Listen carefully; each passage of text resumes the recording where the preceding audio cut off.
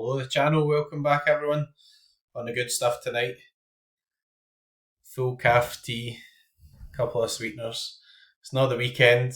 We'll have a few Guinness at the weekend. There we go. But we do have 9 rewards coming, so that's pretty good, to be honest. Yeah, Celtic 1-0 at the weekend. Good to be getting clean sheets and everything again. That's really nice. But yeah, if we could stop missing penalties and stuff, that would be really good. One bit of sort of news, so I always like to do a wee bit of the old gallery review as well. Can't really call it an exclusive. It's been a bit of a rumour going about, but firstly, well, Danny Ings. There's been a rumour about Danny Ings. I don't know if that's actually true or not, but Celtic kind of been in the sort of in and out of like a sort of strong striker. Not really done much recently in EPL, but proven goal scorer. So there we go. Picks him up. Maybe aiming to pass one on as well if we get him. Bit of a punt. And Novrocky. Not good news for Cameron Carter-Vickers holders, unfortunately. So does look like he's got another injury. So Lagerbielke is supposed to be moving to Lecce on loan. News kind of broke that's been stalled, or Celtic have sort of pulled the plug on it. There's a rumour coming about that Vickers got a problem again. So we'll see. To be honest, I'm quite happy to pick up Novrocky just as backup, etc. So probably going to come in if like Scales or Vickers was injured, but pretty strong rumour that Vickers got an issue again. So not good. Not financial advice. Don't want everybody all running out and buying Novrocky, but he is only 22, so you can do worse things than that. So anyway, going to get into the rewards, and then we'll also have a quick look at the weekend. So 9 rewards, hit a couple of thresholds as well, which is quite good. Pretty close in terms of getting some sort of top 10s or top positions, but didn't really quite come off. So there we go. So coins first. Press the right buttons. Some so coins. 7,650 for so coin millionaire not. Cap 240 super rare threshold, so pretty good. 362, good score. Actually with 4 men, Kavechi never even come on, but did prioritise it a wee bit, and that's pretty good. Probably need to pay back the wife now after buying Novrocky, but anyway. She's not looking for lamps rent at the moment, but there we go. Cap 240 limited as well, so the clean sweep of the thresholds, never entered the unique one, so the Cap 240 rare as well, so pretty nice. All taken in Ethereum, obviously, as I always do. And there we go, can't complain about that at all, so hopefully moving forward. Hopefully we're getting into February now, so we'll have some news from Sorare and the roadmap and what they're supposed to do. I've seen the NBA stuff was out. Don't play NBA myself, but there we go. So go for limited card, tier 5 limited. Should be awful, probably is. Am I here Emerly? Emrelly, can't even say that right. Too many T's for me tonight.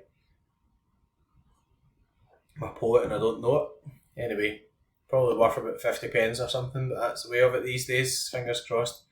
Gets better. So tier 3 rare, all-star rare, 221st place. I mean, overall the card payouts and everything are pretty good. It's just the issue these days, cards are not holding value because of supply, etc. So again, we'll not talk about that too much. We're here to celebrate the rewards, but yeah, tier 3 rare. Let's see who we get. Brazilian, that's always good. Definitely keeping them now. Leo Duarte, nice. Brazilian, so it doesn't matter if he's rubbish, we just pretend he's good because he's Brazilian. Challenge of Europe Rare Plus, so 402 again, as I said, just a wee bit frustrating not getting the decisives up front, but there we go. Tier 2 should be pretty decent, hopefully. Danish forward from Benfica, Tengsted. Nice, Casper Tengsted. Of the new cards are coming out just now, I don't think value-wise probably that high a tier 2 at the moment, but huge potential. I mean, with Benfica bringing in Marcos Leonardo and Cabral doing well, I don't know what's going to happen with Tengsted. I mean, they've sold Peter Musa, I think, to Dallas as well. Definitely a good one to keep a hold of. And also, new season card as well. Probably will be looking to pick up a couple of Benfica cards. So we'll see. Got to hold my tier 4. We'll keep a tier 4 super rare to last, although it's probably not the most valuable actually being a tier 4. So All-Star Rare Plus Bosnian forward. FC Emardine Demirovic. I thought for a minute there it was maybe Dzeko actually. So don't really know too much about this guy, but a forward 25. I mean, that's usually pretty good, right? I mean, Augsburg not always the best at the back, I don't think, but hopefully he's pretty decent as well. And again, all sort of new cards, which is good. And tier 4 super rare, never know, might get lucky here, get some random DNP. Cameroon, is it Cameroon? Saido, so nice. Actually, pretty happy with that, to be honest. Saido So was quite highly rated. It's an 80 and etc. I can't believe he's 20 now. Show my age now. I remember, I think he was 17 at one point. Well, obviously he was 17 at one point because now he's 20. So he's got to have been 17, but I think he had cards with 17 on it. So I'm pretty happy with that. I mean, to be honest, tier 4, and I'm just going to sit on him. Not like actually on him. Sit on his card. Anyways, right, let's do the preview of the weekend before somebody pulls me up for sitting inside or so. Right, Bayern in München in Germany against München Gladbach. So, yeah, that would seem like a pretty good fixture. Expect team goals 3.19. So, I'm filtering these by expected team goals. We'll have a wee look at expected clean sheets in a wee minute as well. We'll not talk about the next fixture, because obviously it's a greatest rivals against a team controlled by a Coke dealer. Benfica against Gil Vicente, that's nice to see. So 58% clean sheet percentage, Trubin season in it, 2.69 expected team goals. It's nice to see the Benfica cards back actually. I know, I mean, it's a wee bit counterintuitive having like 2 Trubin cards, Shakhtar cards, and not being minted. Better for the value if they don't come, but to be honest, it's good for the prize pools, and we need these obviously big clubs on for sort of fans as well. It was also quite telling seeing the limited cards going quite high, just for the 1 out of 1,000 or whatever, but it was good to see that as well. Porto against Rio Ave, so pretty similar stats, higher clean sheet percentage. I forgot actually Diogo Costa's timing out this season, so there we go. The first time he's not been in under 23s for a while. Again, you'll see the difference in the price between Trubin and Diogo Costa, and that's pretty much because of the time left in the under 23s, etc. there as well. So interesting.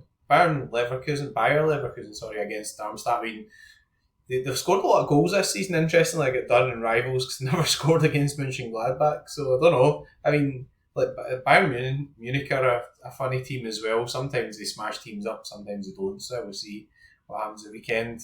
Dynamo Zagreb against Gorica. I would trust Dynamo Zagreb against anybody at the moment. I just get absolutely hammered at home at Lokomotiv, and I'm just not sure. But the stats say that they should win. We'll see whether or not that actually transpires. 20. They haven't been struggling this season. Previously were pretty good, but not so much this season. Rijeka against Istra.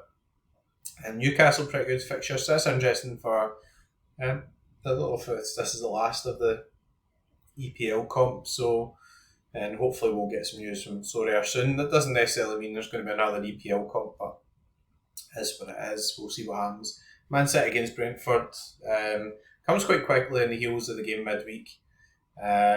Anything else sticking out here? Celtic against Aberdeen. I mean, Celtic have been sort of struggling to actually score at home, so people find that kind of a bit stupid and things. But at home, when Celtic are playing there, teams come and they really drop in and they make it difficult and they're hard to break down. Actually, Mike Soot is going to wait Aberdeen. The last time we played away, Aberdeen scored 3. I think we won 3-1 and Bajovski scored. So yeah, I mean, might not be the greatest chance of a clean sheet, etc. But Celtic have had 5 clean sheets in 6. So we'll see. Could be a more favourable game for attackers. Expect team goals too, but as I said, not the easiest away games, but Aberdeen have struggled this season. So expect clean sheets. The other mob at the Coke Den, understandable. Well, it's not. I don't know if it's away from home or I don't know. It's not. Porto, Dynamo Zagreb said I wouldn't trust them with a clean sheet at all. I mean, I just wouldn't. They've just been rancid this season. Benfica, so they did concede during the week, but even like guys like Trubin still put in pretty good scores when they concede. Torino, that's kind of interesting. Salernitana have been pretty poor. Nigeria against Angola, so it gives some sneaky ones there, guys like Calvin Bassey, etc. Probably worth considering. Bilbao, Huesca, 20. I mean, 20 were pretty tight against Feyenoord as well, so I guess actually that's not the worst shout. There's an interesting G Small linked with a few teams, and it's not really hit it off actually after coming back. I don't know if just teams changed, no Zaruki, no Cherny, all that type of stuff, so maybe just not getting the same amount of assists, etc. And other teams in there, who's I say Utrecht, Celtic, yeah, I suppose 48%. I mean, it's actually not too bad to be honest. Considering all things considering, Aberdeen away and they have been pretty poor this season as well. Another thing I've been having a look at, or going to have a look at, one of the things you can do in the spreadsheet is you can filter to ages, etc. here. So I've got this set to my players only, age range between 23 and 24. It's kind of want to look at guys who are already 24. In other words, guys who are going to time out. So I will be looking at that, for example. I'm not going to do it all just now, so it's scarcity. You can filter scarcity, but also you can filter who do you own, goalkeepers wise, who are definitely going to time out. So guys who are 24 are definitely going to time out. That is quite important for value, etc. In terms of Sorare. So some of these guys who are 23 might not time out yet. This spreadsheet, in case anyone's sort of looking for it, is from Sorare Probabilities, S_probabilities on Twitter. Give Miguel a line, or give him a line. I think it's David Martindale. Give him a line. Sorry, that's a bad joke. I'll be getting chucked off YouTube soon. Drop him a line. That's not this any better. So anyway, Jordi Petrovic, I was expecting that. It's good to see him in at Chelsea actually. So yeah, I think at this point he's not really been priced under 23 goalkeeper Maduki. I'm not so sure. Yvan Diouf, guy who I bought a super rare of last season, but he is still a champion goalkeeper, so I think he should still hold some value. Okoye's just getting Julian Krall is a limited, and then we've got guys who are 23, so you're going to have to check those in terms of whether they do age out. I know that Pandur, I'm pretty sure he does age out actually, although he'll be a championship goalkeeper with Hull as well. So anyways, I hope I've not offended anyone with my insinuations that Martindale has or may well be on the drugs. But anyway, if you've made it to the end of the video, thanks very much for watching, and we'll end in customary fashion. If you're playing midweek, good luck and go fuck, but don't do any drugs.